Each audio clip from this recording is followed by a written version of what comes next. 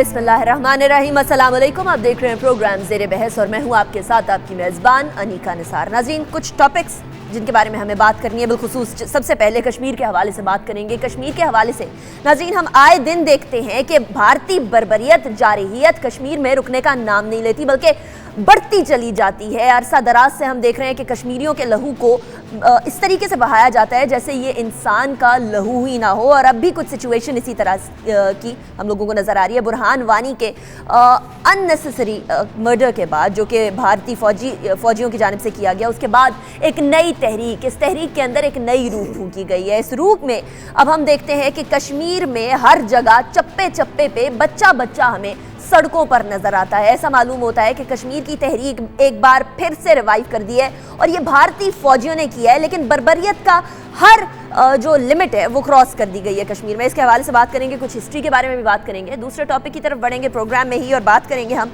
Lahore high court में क्या हो रहा है। लाहौर हाई कोर्ट में चीफ जस्टिस मंसूर अली शाह साहब ने कुछ नए इक़दामात के हवाले से बात की है। इन इक़दामात की बात करें तो ऐसा लगता है कि जुडिशरी में नई रूह फूंकने की बात की जा रही है। जिस तरीके से कहा गया है कि अदालतों की तालाबंदी को नहीं माना जाएगा, जिस तरह कहा गया है कि जजेस को अदालत में लेट नहीं होना चाहिए और लेट होंगे तो फिर कार्रवाई की जाएगी, वो तमाम ऐसे इक़दामात जिसके बारे में मंसूर अली शाह साहब ने बात की, उस हवाले से बात करेंगे। और क्या वाकई में ये जुडिशरी में कोई पॉजिटिव किरदार अदा कर पाएंगे या नहीं कर पाएंगे, इस हवाले से बात करेंगे। उसके बाद हम बात करेंगे नाज़रीन पाकिस्तान के पॉलिटिकल सिचुएशन की।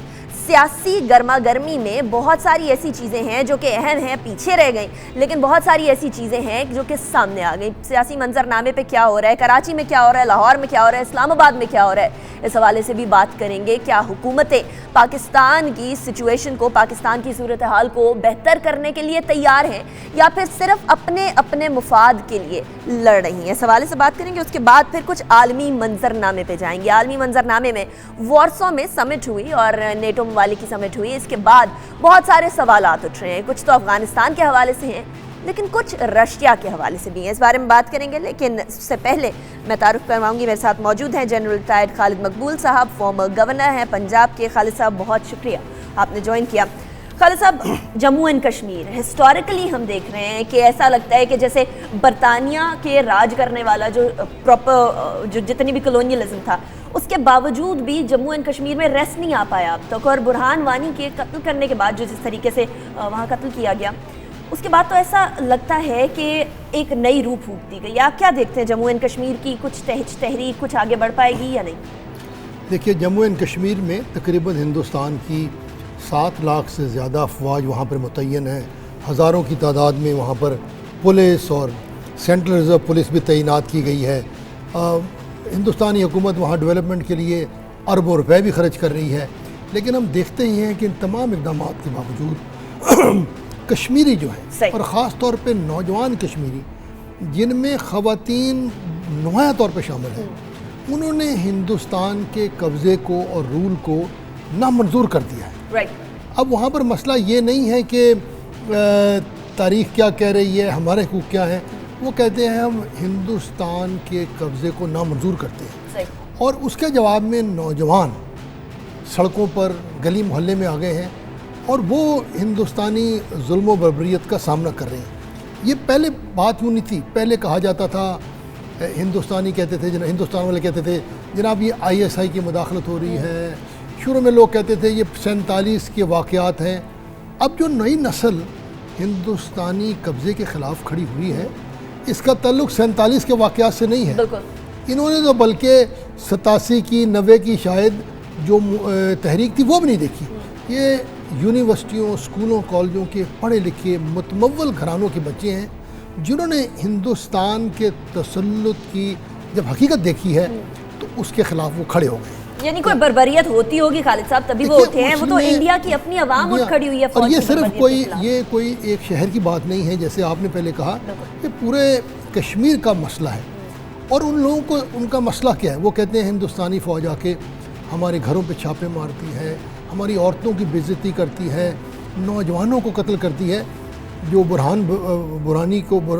बुरहानी वानी साहब को शहीद जो किया गया, इसे चंद साल पहले उसके भाई को इस तरह मारा गया। तो अब असल मसला जो वहाँ पर आ रहा है, हिंदुस्तान ये कहता है कि ये एहतजाज है, पाकिस्तान मुदाखलत कर रहा है सही, और हिंदुस्तान इसराइल के नक्श कदम पे चलते हुए जिसे आप कह लें ताकत की बुनियाद पर, जुल्म की बुनियाद पर तहरीक को ख़त्म करना चाहता है, जबकि ये नौजवान अपनी जानों को हाथों में लेकर बंदूकों के सामने खड़े हो गए हैं। बदकिस्मती से दुनिया अभी इस हकीकत को मानने को तैयार नहीं है। दुनिया कहती है ये एहतजाज है। मैंने वाशिंगटन पोस्ट पढ़ा, हिंदुस्तान में CNN का एक चैनल है जो कि बाकी हिंदुस्तानी मीडिया से मुख्तलिफ है। याद रखिएगा, हिंदुस्तानी मीडिया इस बारे में एक लफ्ज़ हकीकत की तरफ नहीं जाता। अच्छा, और इवन मीडिया ने जो चीज़ें सामने लेकर आए, मोदी साहब ने उसको कहा कि वो बड़े नाखुश हैं इस बारे में, यानी इंसानी हुकूक की पामाली की एक हद क्रॉस हो गई। कोई आदमी हिंदुस्तानी मेन स्ट्रीम मीडिया जो है वो ये बात नहीं करते कि जनाब 7 लाख फौजी होने के बावजूद सूरत हाल यहाँ तक क्यों पहुँची है। वो सिर्फ एक बात करते हैं कि ये लोग जो हैं ये बागी हैं, इनको आप हीरो का दर्जा मत दें, पाकिस्तान मुदाखलत कर रहा है।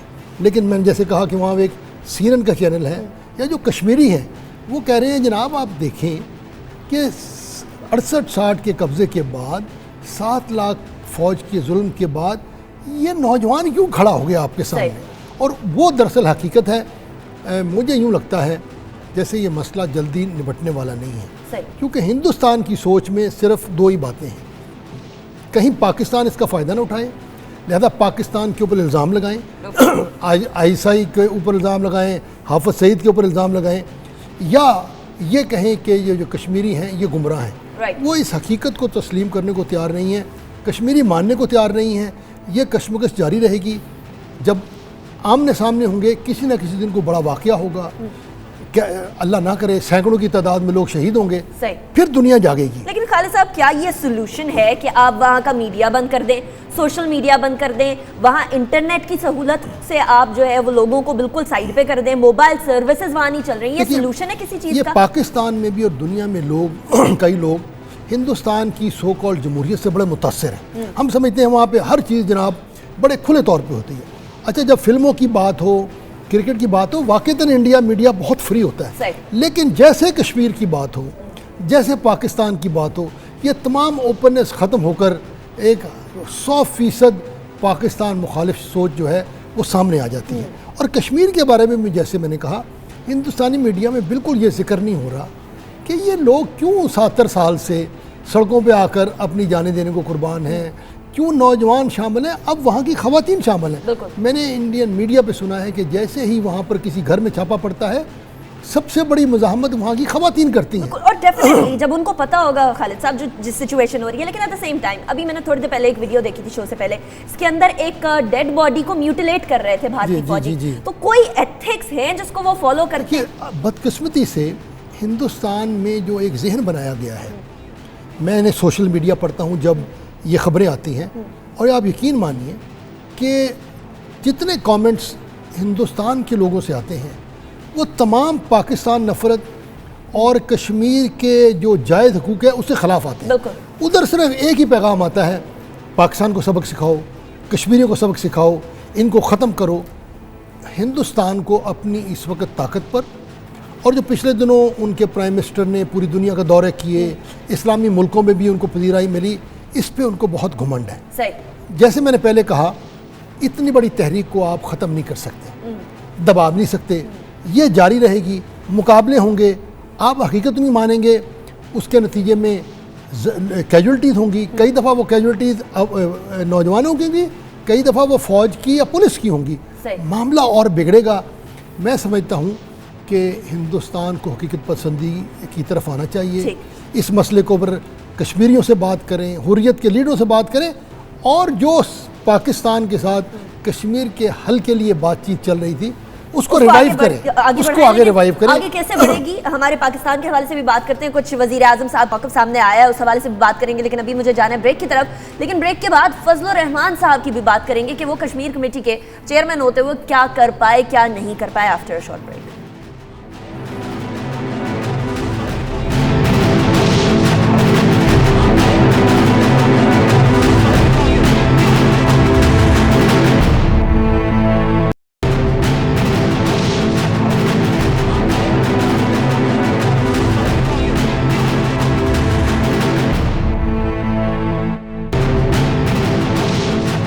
वेलकम बैक आफ्टर ब्रेक पे जाने से पहले बात कर रहे थे कि प्राइम मिनिस्टर साहब नवाज शरीफ साहब के भी कुछ बयानात सामने आए और बड़े स्ट्रेट फॉरवर्ड बयानात सामने आए हैं खालिद साहब के कश्मीर के मामले के ऊपर भारत को सोचना पड़ेगा डेफिनेटली, लेकिन वो उसको भी कहते हैं कि इंडिया का इंटरनल मैटर है। किधर का इंडिया का इंटरनल मैटर है? ये तो एक डिस्प्यूटेड टेरिटरी है, ये भी मानने को तैयार नहीं है इंडियंस। क्यों? देखिए, मैंने कहा कि हिंदुस्तान को इस वक्त अपनी ताकत पर और जो दुनिया में उसकी पज़ीराई है उसके ऊपर उनको एक हद से ज़्यादा एतमाद है। और जैसे ही ये कश्मीर में मज़ाहमत की तहरीक आगे बढ़ेगी, और जैसे हमने पहले जिक्र किया कि ये किसी ख़ास तबके की तहरीक नहीं, इसमें तमाम कश्मीरी शामिल हैं। बल्कि मैं कहूँगा जो पुराने वहाँ के वज़ीर आज़म रहे हुए हैं, अब्दुल्ला फ़ारूक साहब, उमर फ़ारूक, और जो मौजूदा वहाँ के वज़ीर आज़म हैं, वो भी बड़ा कहे शर्मा कर जो है वो गोल मोल सी बात करते हैं। लेकिन असल वजह यह है कि जो कश्मीरी अवाम है मिन हैसुल कौम, उन्होंने हिंदुस्तान की वहाँ पर तसल्लुत को मानने से इनकार कर दिया। सही। ये अब आप 70-80 लाख आदमियों को मार नहीं सकते। वो एहतजाज करेंगे, जैसे मैंने कहा एहतजाज भी करेंगे। जब वो लोग शहीद होंगे वो हथियार पकड़ेंगे, जब हथियार पकड़ेंगे तो उससे हिंदुस्तान की सिक्योरिटी फोर्सेस का भी नुकसान होगा। मामला बढ़ेगा। हथियार उधर जाके डर रहे हैं। वहाँ तो मैंने जो वीडियोस में देखा तो पत्थर पकड़े हुए उन्होंने, वहाँ सोशल मीडिया को बंद कर दिया गया, तो हथियार की सप्लाई कैसे होगी? देखिए, वहाँ पर कश्मीर पे जैसे मैंने कहा 7-8 लाख फौजी हैं, बॉर्डर सील है। पाकिस्तान ने भी तहिया किया हुआ है कि पाकिस्तान से किसी किस्म की कोई मूवमेंट किसी मुल्क के ख़िलाफ़ नहीं होगी, चाहे वो हिंदुस्तान के ख़िलाफ़ हो, चाहे अफ़गानिस्तान के ख़िलाफ़ हो। लेकिन देखिए, ये सरहदें जो हैं ये इतनी सील नहीं हैं जैसे कई और जगह आप कह सकते हैं। फिर आजकल हथियार लेना कोई इतनी बड़ी मुश्किल बात नहीं है। अब इंडिया में आप जो नॉर्थ ईस्ट मिज़ोरम है, वहाँ इससे ज़्यादा वहाँ पर इक़दाम होते हैं हुकूमत के ख़िलाफ़। तो ये जो इस ख़ित्ते में तशद्दुद बढ़ेगा, कश्मीरी जब अपनी कश्मीरियों की जानें जाएंगी, वो मज़ाहमत करेंगे, मामलात और ख़राब करेंगे, और किसी न किसी दिन दुनिया को एहसास होगा कि ये जुल्म जो है ये इसके खिलाफ आवाज़ उठानी चाहिए। अच्छा, अभी तो दुनिया उठ नहीं रही है। अभी तो सिर्फ वो क्या जिक्र है कि जनाब ये लोग पैलेट का इस्तेमाल कर रहे हैं, लोगों की आंखें ज़ाया हो रही हैं। लेकिन किसी दिन 10-15 औरतों के ख़िलाफ़ कोई वाक़या हो जाएगा, 20 नौजवानों के ख़िलाफ़ वाक़या हो जाएगा, तो ये बात दब नहीं सकती। सही, ये दब नहीं सकती। और कितने लोगों को, और पहले जैसे मैंने कहा, फ़र्क इस दफ़ा ये है, हिंदुस्तानी ख़ुद कह रहे हैं कि ये मज़ाहमत करने वाले लोग कश्मीरी हैं, ये पाकिस्तान से आए नहीं हुए। और इनमें तमाम में वो लोग सरे फहरिस्त हैं जो कामयाब ज़िंदगी गुजार रहे थे, पढ़े लिखे थे, नौजवान थे। इसलिए इस दफ़ा इस मुज़ाहमत को कंट्रोल करना नहीं जा सकता। पाकिस्तान के ऊपर इल्ज़ाम लगाना आसान नहीं होगा, और ये मामला टेढ़ा होगा। इससे दोनों मुल्कों के तल्लुकात ख़राब होंगे, बॉर्डरों पे टेंशन होगी। खालिद साहब, जरा पाकिस्तान की बात कर रहे हैं तो पाकिस्तान की तरफ भी आ जाते हैं। फजलुर रहमान साहब से बड़ी उम्मीदें वाबस्ता होती है क्योंकि कश्मीर कमेटी को वो हेड कर रहे हैं, देख रहे हैं। लेकिन जब वो मिलते हैं प्राइम मिनिस्टर साहब से, नवाज शरीफ साहब से, बात करते हैं कश्मीर के हवाले से, जनरल सियासी इस्तेहकाम के हवाले से, बाहर आके मीडिया से बात करते हैं, TORs के ऊपर बात करने लग जाते हैं। वो कश्मीर कमेटी के बारे में बात ही नहीं करते, कश्मीर के हवाले से बात नहीं करते। पाकिस्तान में एक ये गलत तासुर हमारे सियासी हल्कों में आया है कि हुकूमत का काम है सिर्फ तरक्याती काम करना। सही। और ये जो मुल्क दूसरे मुल्कों के साथ ताल्लुकात हैं, या तलखी की बात हो, या अपने मफादात को आपने प्रोटेक्ट करना हो, ये मामले बड़े टेढ़े हैं, इनको छोड़ दें, इनको फ़ौज पे छोड़ दें। लेकिन जो खुददार मुल्क होते हैं वो एक ही वक्त में कल्चर की भी बात करते हैं, डेवलपमेंट की बात भी करते हैं, अपने मुल्क के मफादात की भी बात करते हैं। मेरे ख्याल में वक्त आ गया है कि हम हिंदुस्तान के साथ बेहतर ताल्लुकात चाहते हुए हिंदुस्तान की उन तमाम ज़्यादतियों का जो कश्मीर में हो रही हैं, जो हिंदुस्तान, इस वक्त बड़े सामने सबूत हैं। आपने कल परसों देखा कराची के इस्लामाबाद की IG ने कहा है कि बहुत बड़ा यहाँ एक दहशतगर्दी का मंसूबा होने वाला था जिसमें कई होटलों के ख़िलाफ़ कार्रवाई होनी थी, और इन लोगों को सपोर्ट थी इंडिया की। हम खुल के बात करें, इंडिया से भी बात करें। यादव को भी पकड़ा गया, लेकिन इंडिया मानता नहीं है। अच्छा खालिद साहब, यहाँ हमारी डिप्लोमेसी का कुछ फेलियर आपको नजर आता है? जिस तरीके से इंडिया के वजीर आजम जगह जगह जाकर वहाँ की तशहीर कर रहे हैं, हमारे यहाँ कोई फॉरेन मिनिस्टर नहीं, वजीर आजम साहब की हेल्थ इजाज़त नहीं देती कि वो हर जगह जा सके, तो कुछ डिप्लोमेसी में कुछ लैक आपको नजर आता है? देखिए, इसको दो तरीके से हम देख सकते हैं। एक तो ये बात है कि ताकतवर की आवाज़ सुनी जाती है, इसी तरह जैसे अमेरिका की आवाज़ सुनी जाती है दुनिया सारी में, जो जिन लोगों के पीछे हमायत है उनकी आवाज़ सुनी जाती है। فلسطینیوں کی آواز کو نہیں سنتا، ایک تو یہ وجہ ہے۔ صحیح۔ کچھ پاکستان نے اپنے امیج کو پچھلے سالوں میں خراب ہونے دیا۔ میرے خیال میں اب جب ہم دہشت گردی کے خلاف جنگ جیت رہے ہیں اور ہم نے دنیا کو احساس دلایا ہے کہ امن قائم کرنے میں ہمارا بڑا کردار ہے، ملک کے اندر بھی اور پوری دنیا میں بھی ہمارے امن کے اتنے بڑے مشن ہیں، اب ہمیں پاکستان کے امیج کو لے کر دنیا میں جانا چاہیے۔ ہمیں ثابت کرنا چاہیے کہ ہم دنیا اپنے ملک میں امن قائم کرنے والا ملک ہے، پلس ہم اقلیتوں کی آزادی، خواتین کے حقوق، کمزور طبقے کی حقوق کی بات کریں، اس میں ہمیں اپنے امیج کو بڑھاتے ہوئے اپنے پیغام کو آگے لے کر جانے کی ضرورت ہے۔ حقوق کی بات کر رہے ہیں تو اپنے دوسرے ٹاپک کی طرف چلتے ہیں، کیونکہ حقوق کی بات تب تک نہیں کی جا سکتی جب تک انصاف کی فراہمی فراوانی سے نہ ہو، اور انصاف کی فراہمی کے لیے سب سے پہلے انصاف کے نظام کی بات آتی ہے، اور انصاف کے نظام میں سے ہی تبدیلی کی بات سامنے آئے تو وہ زیادہ مؤثر ثابت ہو سکتی ہے۔ اسی طریقے سے لاہور ہائی کورٹ کے چیف جسٹس منصور علی شاہ صاحب نے جو ہی چارج سنبھالا وہیں سے ان کے اچھے اور پازیٹیو اقدامات کے حوالے سے بیانات سامنے آنے لگ گئے۔ اب ان کا یہ کہنا ہے کہ ججوں کو وکیلوں سے کوئی شکایت ہو یا وکیل کوئی کام لیٹ کریں یا ججز لیٹ آئیں تو ان تمام کے بارے میں کام کیا جائے گا، اسپیشلی سپیڈی ٹرائل کی بات کی گئی۔ تو خالد صاحب یہ پازیٹیو ایکشنز تو ہیں، اگر اس میں کوئی شک نہیں، میں نے پچھلے پروگرام میں بھی کہا تھا کہ دہشت گردی سے بھی زیادہ پاکستان میں انصاف کی فراہمی لوگوں کو اعتماد دے گی، کیونکہ ہمارا انصاف کا نظام بہت لمبا اور ٹیڑھا ہے۔ کل پرسوں ہی بلکہ آج میں صبح پڑھا تھا کہ ہائی کورٹ نے حکم دیا ہے تمام شوگر ملوں کو، اور شوگر ملیں پاکستان میں عمومی طور پر سیاسی طاقتور لوگوں کی ہوتی ہیں، اور ان میں سے ایک خاص شوگر مل جس میں انہوں نے نام لیا کہ جس میں پنجاب کے جو حکمران ہیں ان کا حصہ ہے، اس شوگر مل کے خلاف انہوں نے فیصلہ دیا ہے کہ اس کی ساری شوگر کو نیلام کیا جائے، اس مل کو بھی نیلام کیا جائے اور کاشتکاروں کو اس کے پیسے دیے جائیں۔ اس کا مطلب یہ ہے کہ ہائی کورٹ نے فیصلہ کیا ہے کہ وہ طاقتور آدمیوں کے خلاف کمزور کے حق میں کھڑی ہوگی۔ جو چند ایک انہوں نے فیصلے کیے ہیں جناب چیف جسٹس صاحب نے کہ عدالتیں جو ہیں وہ مؤثر طریقے سے چلیں گی، جو جج صاحبان ہیں ان کی دیانتداری کے اوپر نظر رکھی جائے گی، جن کے اوپر شکایت ہوگی ان کے اوپر کارروائی کی جائے گی، اور جو کہ پچھلی دفعہ نہیں ہوا تھا، پچھلی دفعہ ہم نے اجازت دی کہ لوگوں نے آ کر ججز کو مارا، خواتین ججز کے کمروں پہ دھاوا بول دیا، اپنی مرضی سے سٹے لیے، انہوں نے اب یہ کہا کہ جناب ایسا میں نہیں ہونے دوں گا۔ اب وکلاء کے اوپر انہوں نے زور دیا ہے کہ آپ اپنی ذمہ داری پوری کریں، لیکن میں نے پچھلی دفعہ بھی کہا تھا اگر آپ نے عدالتی نظام کو ٹھیک کرنا ہے اس میں حکومت کو شریک کرنا پڑے گا، حکومت کو شریک کرنے کی بات کرتے ہیں، اور ساتھ اس میں آپ کو پولیس اور جیلوں کو ٹھیک کرنا پڑے گا، پورا نظام صحیح کرنا پڑے گا، لیکن جو کچھ ہو رہا ہے وہ قابل تعریف ہے اور ہمیں اس کی کامیابی کے لیے دعا کرنی چاہیے۔ بات کرتے ہیں اور کچھ سیکیورٹی کے حوالے سے بھی بات کریں گے، وہ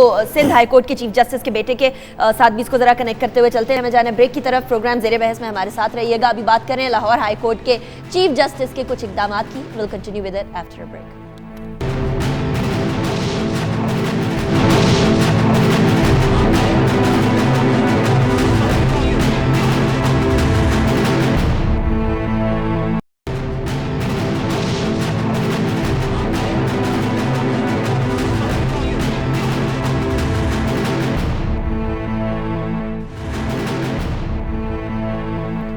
ویلکم بیک آفٹر بریک پہ جانے سے پہلے بات کر رہے تھے chief justice of Lahore high court Mansoor Ali Shah صاحب کے کچھ ایسے اقدامات کے حوالے سے جس سے ایک بار پھر جوڈیشری پہ کانفیڈنس بحال ہوتا ہوا نظر آ رہا ہے لوگوں کا۔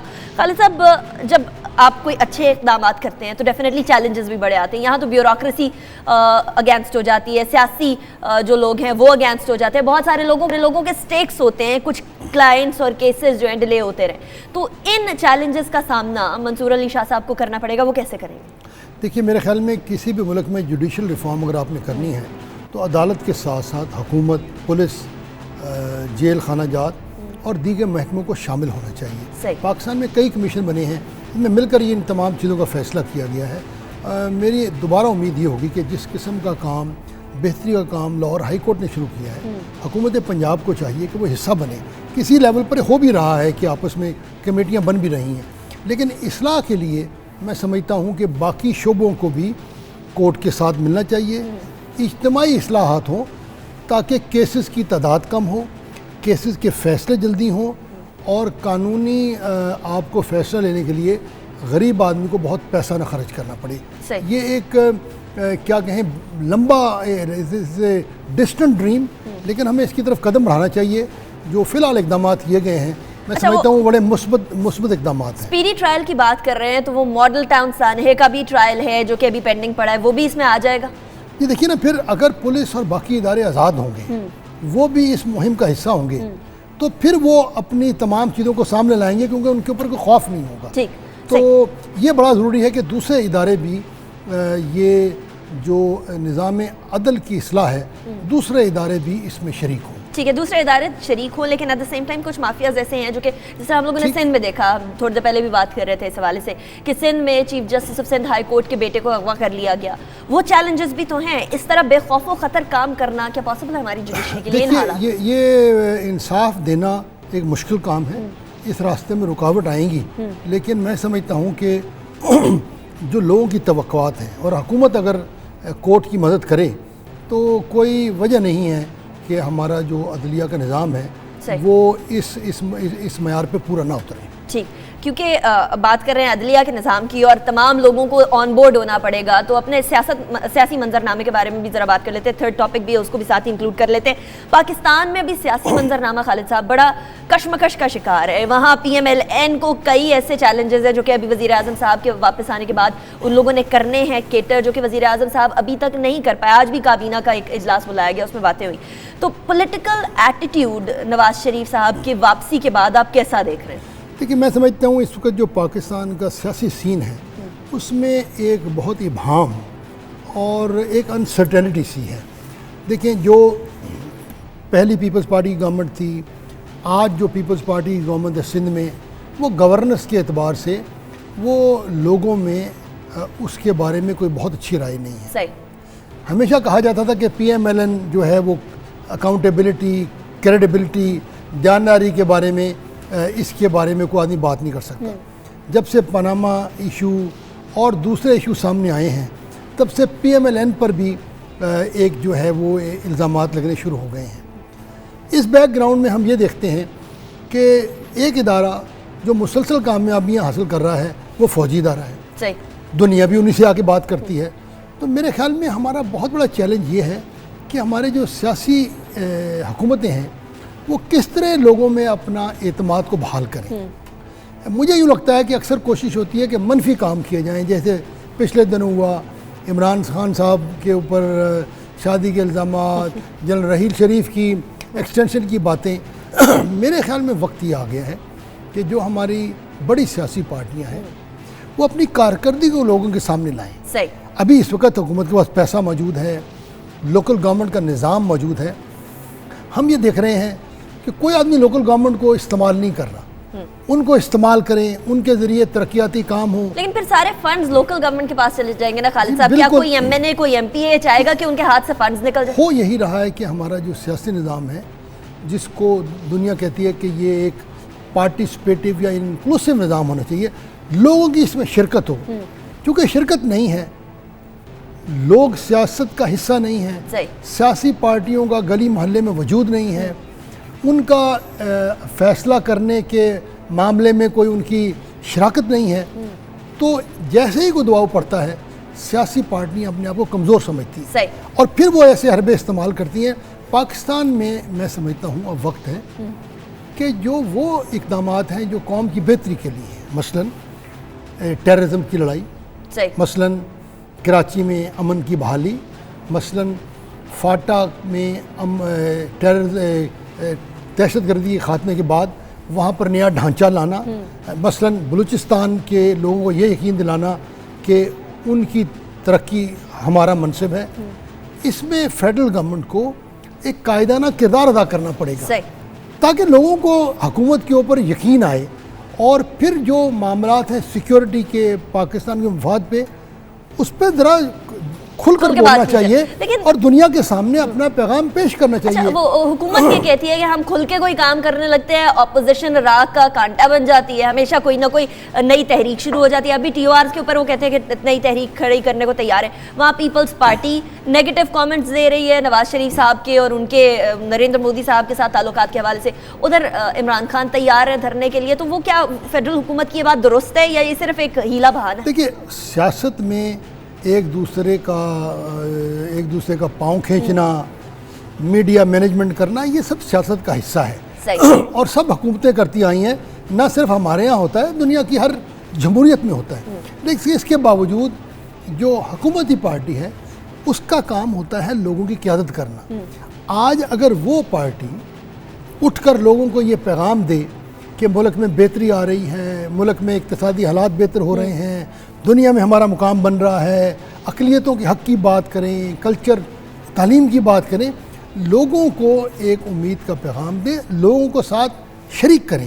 تو اگر وفاقی حکومت نے یہ کام نہ کیا اور صرف انہوں نے یہ سمجھا کہ خود بخود لوگ ہمارے ساتھ رہیں گے, آپ ان معاملات میں جہاں پر لوگ آپ کی طرف آپ کی قیادت کو دیکھ رہے ہیں. جیسے میں نے عرض کیا کراچی میں جو ایم کیو ایم کا معاملہ ہے, جو سندھ کی گورننس کا مسئلہ ہے, وہاں فیڈرل گورنمنٹ کو ایک لیڈ رول ادا کرنا چاہیے. تو لوگ دیکھیں گے کہ یار یہ تو ملک کو آگے کی سمت میں لے جا رہے ہیں. لیکن وہ کراچی کا معاملہ اور اب لاڑکانہ کا معاملہ کھڑا ہو گیا خالد صاحب, اس کے بارے میں بھی بات کریں گے. ابھی مجھے جانا بریک کی طرف. کراچی کی یا سندھ کی سچویشن بڑی گریو ہوتی جا رہی ہے, بڑی ایسی ہوتی جا رہی ہے جس کے اوپر تشویش کا اظہار بھی کریں تو وہ کم ہے. اب اس کے سلوشن کے حوالے سے بات کرنا ہوگی کیونکہ سہیل انور سیال صاحب کے بھائی اور ان کے فرنٹ مین کی باتیں آنا شروع ہو گئی ہیں. کیا یہ باتیں آگے چل کے سندھ حکومت کے لیے مسئلہ بن سکتی ہیں یا نہیں بنیں گی؟ After break.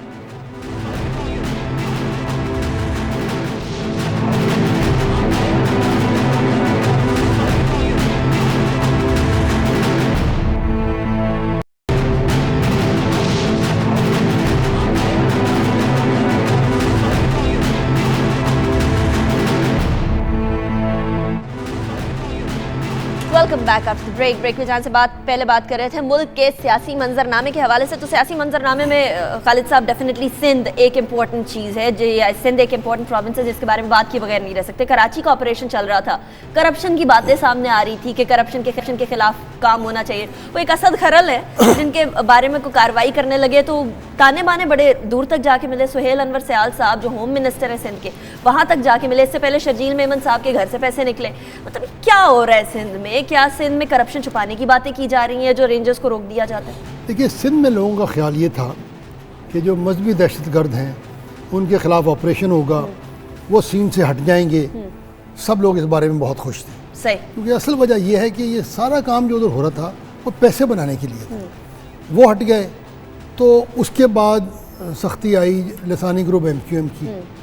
اس پہ بھی لوگ بڑے خوش تھے کہ چلیں یہ راستے سے ہٹ جائیں گے, کراچی میں امن آ جائے گا.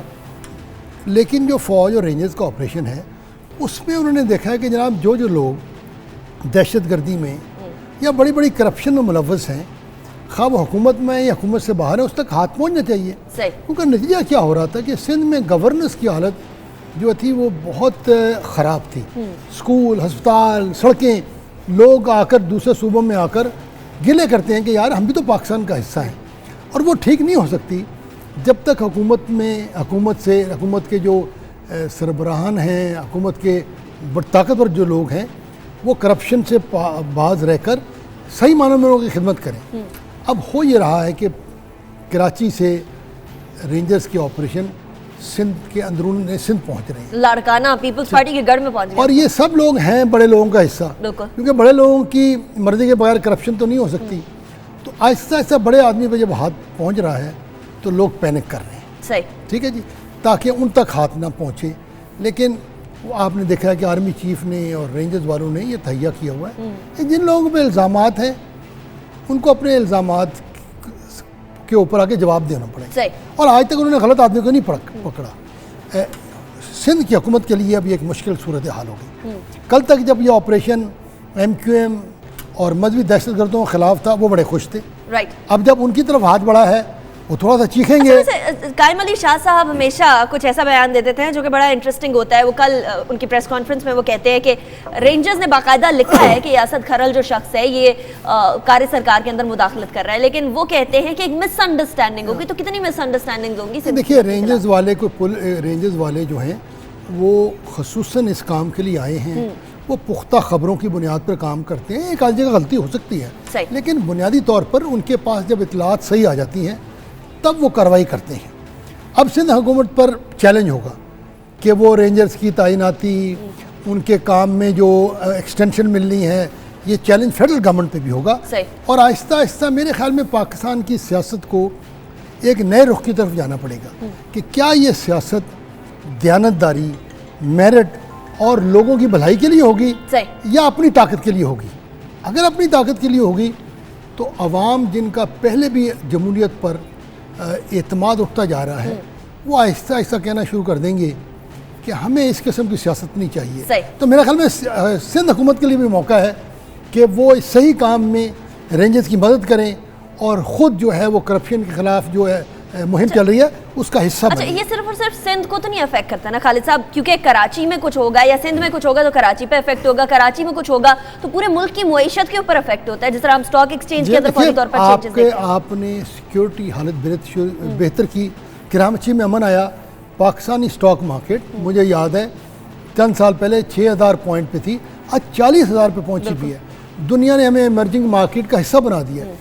اور لوگ کہہ رہے ہیں جناب یہ جو دنیا کے فنڈز ہیں جو دنیا کی اسٹاک مارکیٹ میں جا کر انویسٹ ہوتے ہیں وہ $1 ٹریلین کے فنڈز ہیں, اس میں سے پاکستان آئیں گے, اسٹاک مارکیٹ کی وقت بڑھے گی کیونکہ اس سے ملک میں خوشحالی آئے گی.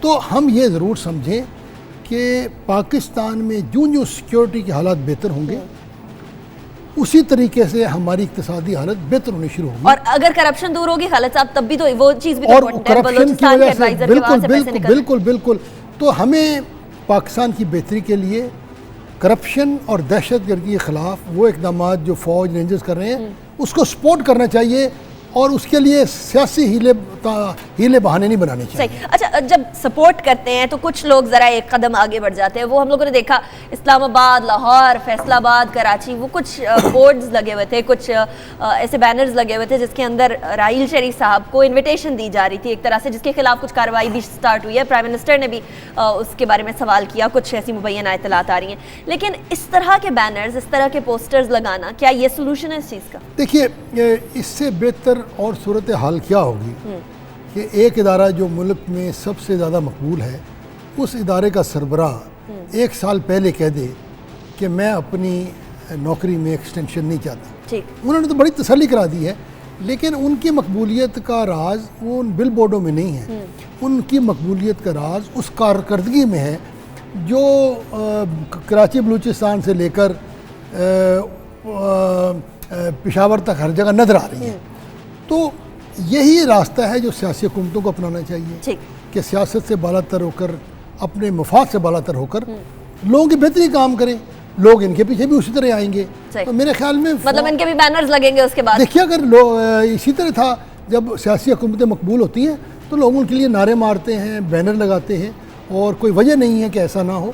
یہ اپنی مقبولیت کے لیے کام کریں, لوگ ان کے پیچھے آئیں گے. اچھا, مقبولیت کے لیے ان کو ڈیفینیٹلی ہمسایہ ممالک کے ساتھ تعلقات کے بارے میں بات کرنی ہوگی, اور ابھی ہم کیونکہ چوتھا ٹاپک ہے اس کو بھی انکلوڈ کر ہی لیتے ہیں. وارسا کے اندر سمٹ ہوئی, جس طریقے سے امریکہ نے افغانستان کی مدد کو کنٹینیو رکھنے کی باتیں کی گئی. خالد صاحب ہم تو سمجھ رہے تھے کہ اس سال یا اس سے پچھلے اگلے سال میں تمام فوجی جو ہیں بہت کم کر دی جائے گی ان کی تعداد, لیکن اب پھر ایک بار بول دیا گیا ہے کہ فوج کی سپورٹ بھی رہے گی, ٹریننگ سپورٹ بھی رہے گی. تو کیا ہونے جا رہا ہے افغانستان؟ لوگ کہتے ہیں کہ صدر اوباما اپنی لیگیسی قائم کرنے کے لیے فیصلے کر رہے ہیں. میں سمجھتا ہوں جب ان کی لیگیسی کا ذکر ہوگا تو یہ ذکر ہوگا کہ جب وہ آئے تھے انہوں نے کہا تھا میں رشیا سے تعلقات بہتر کروں گا, افغانستان سے فوجیں واپس بلواؤں گا, مسلمان ملکوں سے میرے تعلقات بہتر ہوں گے.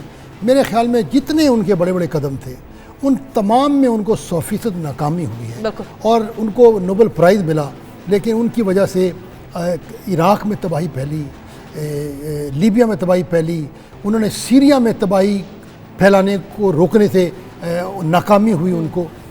اب چونکہ ان کے ہاں بھی سیاست ہے، الیکشن کا سال ہے، وہ نہیں چاہتے کہ وہ ایسا کام کریں جس سے جب اگلا صدر آئے تو افغانستان کی صورتحال ہاتھوں سے نکلی ہوئی ہو۔ تو انہوں نے دو فیصلے کیے ہیں، ایک تو اپنی فوجوں کو انہوں نے زیادہ ایکٹیو کام، ان کا رول مضبوط کر دیا کہ جناب آپ جائیں طالبان کے پیچھے جائیں، اٹیک کریں، اور دوسرا انہوں نے ایسے دکھانے کے لیے کہ پتہ نہیں 10,000 سے کم ہو کر فوجی 8,740 ہو جائیں گے، 1,000 آدمی کا فرق ڈالا ہے۔ بنیادی طور پر انہوں نے کہا ہے کہ جناب جس طرح کام چل رہا ہے چلنے دیں، اگلے الیکشن کے بعد دیکھیں گے۔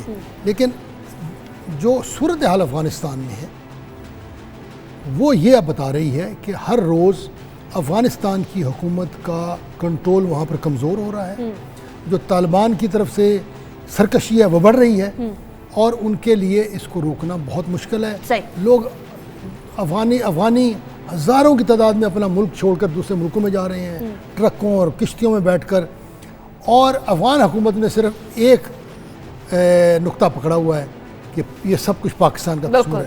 جس طرح انڈیا کشمیر کی ہر بات پاکستان پہ ڈالتا ہے، اگر انڈیا تو افغانستان کی ہر بات پاکستان پہ ہی ڈالتا ہے، وہ اس لیے کہ دونوں کا افغانستان اور انڈیا مل کر پاکستان پر الزام تراشی اور پاکستان میں جس قسم کی دہشت گردی ہوتی ہے اس کو سپورٹ کر رہے ہیں۔ میرے خیال میں افغانستان کے جو صدر ہیں وہ بڑے پڑھے لکھے آدمی ہیں، شاید وہ مجبور ہیں، ان کو اس حقیقت کو ماننا پڑے گا کہ پاکستان کے ساتھ مل کر کسی قسم کا طالبان کے ساتھ ریکنسلیشن کریں، ورنہ افغانستان میں بدقسمتی سے وہ شورش اور انتشار جو کبھی نہیں رکے گا وہ جاری رہے گا، اور اس کا نقصان ہمیں بھی ہوگا۔ اچھا خالد صاحب، لیکن ہم کوشش کرتے ہیں، ہر بار کوشش کرتے ہیں، یہاں تھوڑا امریکہ کو بھی تو عقل مندی کا مظاہرہ کرنا چاہیے۔ ایک طرف افغانستان میں ٹروپس کی بات کرتے ہیں، مدد کو بڑھانے کی بات کرتے ہیں، دوسری طرف پاکستان سے ڈو مور کے مطالبے کرتے ہیں، تیسری طرف بھارت کے ساتھ بہت سارے معاہدے کر رہے ہوتے ہیں۔ تو پاکستان ایک ایسا پیوٹل رول ادا کر سکتا ہے اس امن کے اندر، اس کو سپورٹ نہیں کیا جا رہا۔ کچھ تو یہ وجہ بھی ہے جسے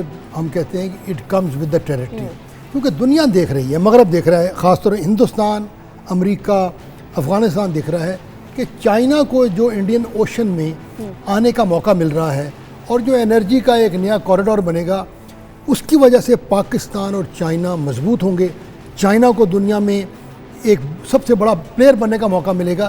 یہ اس کو روکنے کے لیے ساری کام کیا جا رہا ہے، لیکن لوگ یہ نہیں سمجھ رہے کہ چائنیز کے پاس پیسے کی کمی نہیں، پاکستان کا مشکل وقت ختم ہو چکا ہے، ہم نے بڑی بڑی رکاوٹیں دور کر لی ہیں۔